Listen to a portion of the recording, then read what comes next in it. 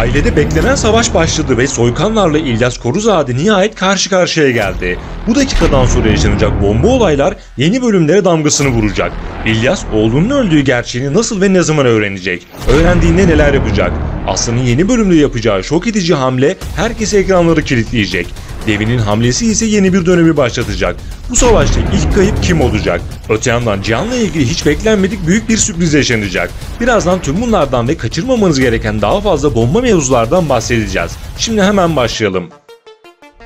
İlk olarak dizinin sezon finali haberiyle başlayalım. İlk bölümünden bu yana reytinglerde birincilikleri elde eden Aile dizisi bildiğiniz gibi 30 bölüm olarak planlanmıştı. Başarılı dizi 30 Mayıs'ta 13. bölümüyle sezon finali yapacak. Çok çarpıcı bir sezon finalinin ardından geriye kalan bölümler yeni sezonda yani Eylül ayından itibaren yeniden Show TV ekranlarında olacak. Dizinin uzatılıp uzatılmayacağı ile ilgili şimdilik bir gelişme yok. Evet, şimdi gelelim asıl konumuza. İlyas Koruzade sahneye çıktı ve soykanlarla karşı karşıya geldi. Fakat bu karşılaşmada herhangi bir mevzu yaşanmayacak. Çünkü İlyas henüz oğlunun öldüğünü, kimin öldürdüğünü bilmiyor. İlk aşamada iki aile arasında soğuk rüzgarlar esecek. İlyas Serhat konusunda şüphelenmeye başladı ve şimdilik Aslan'ı yoklamalar çekiyor. Aslan ve ailesi ise İlyas'ın gerçekleri öğrenme ihtimaline karşı bazı planlar yapacak. Aslan ve Devin'in planıyla tüm suç avukata kalacaktı fakat Hülya ve İbo'nun yaptığı işbirliği sonucunda avukat öldü ve Aslan'ın planları tamamen değişti. Peki İlyas gerçekleri nasıl ve ne zaman öğrenecek? Elbette aileden hiç kimse, buna İbo da dahil, İlyas'a Serhat'ın öldüğünü söylemeyecek. Fakat işin arka planında ortalığı sinsice karıştıran bir isim var. Bu isim Ati. Daha ilk dakikadan İlyas Koruzade'nin aklını karıştıran ve ona bir işler döndüğünü hissettiren Ati, Serhat'ın öldüğünden emin sayılır ve bunu soykanları yaptığı konusunda büyük bir şüpheye düştü. İşte tam bu konuda çarpıcı gerçeği Ceylan'dan öğrenmesi bekleniyor. Kimseye çaktırmadan Ceylan'la iletişim halinde olan Ati, Serhat'ı soykanların öldürdüğünü öğrenip bunu İlyas Koruzade ile paylaşacak. İlyas tüm gerçekleri en geç 2 bölüm içinde öğrenmiş olacak ve savaş alevlenmeye başlayacak. Peki bu andan sonra neler olacak? Şimdi gelelim bu konuya.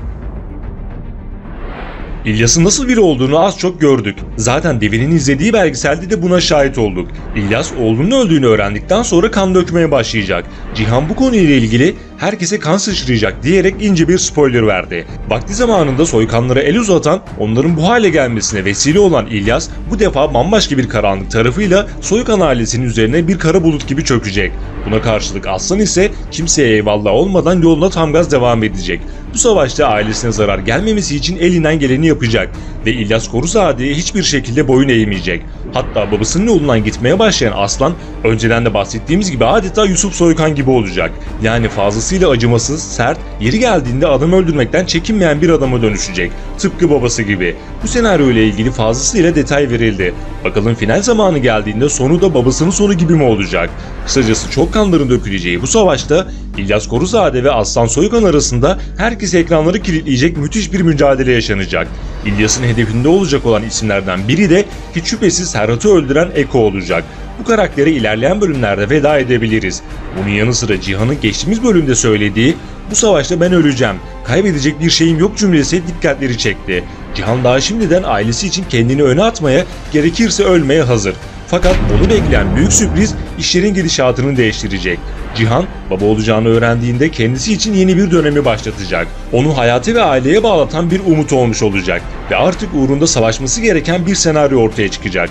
Aslan'la araları ise Devin'le seans konusu ifşa olana kadar orta düzeyde ilerleyecek. Şimdi gelelim Devin'le ilgili sürpriz senaryoya.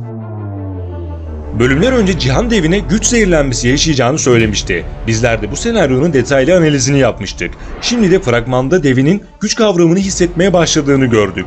Yani Devin karakter dönüşümünü tamamlıyor ve hatta tamamladı diyebiliriz. Bu konuda Cihan'ın Devin'le ilgili yaptığı analizler fazlasıyla doğru ve artık sahnede Devin Akın değil, Devin Soykan var. Aslan bile geçtiğimiz bölümde Devin'e "yarattığım canavara bakıyorum" diyerek Devin'in yaşadığı büyük değişimi gözler önüne serdi. Giderek güç zehirlenmesi yaşayacak olan Devin aynı zamanda Hülya'nın evdeki hakimiyetini de büyük ölçüde sarsmaya başladı. Bu durum Aslan'ı da endişelendirecek. Ayrıca Devin yeni bölümde çok kritik kararlar verecek ve işler artık geri dönülemez bir hale gelecek. Ancak yine de Devin'in yaşadığı bu büyük dönüşüm işlerin sonucunda ona ve Aslan'a ciddi zararlar verecek. Yeni ve sürpriz videolar gelmeye devam edecek. Kaçırmamak ve anında izlemek için bildirimleri mutlaka açalım. Bir sonraki videoda görüşmek üzere. Hoşça kalın.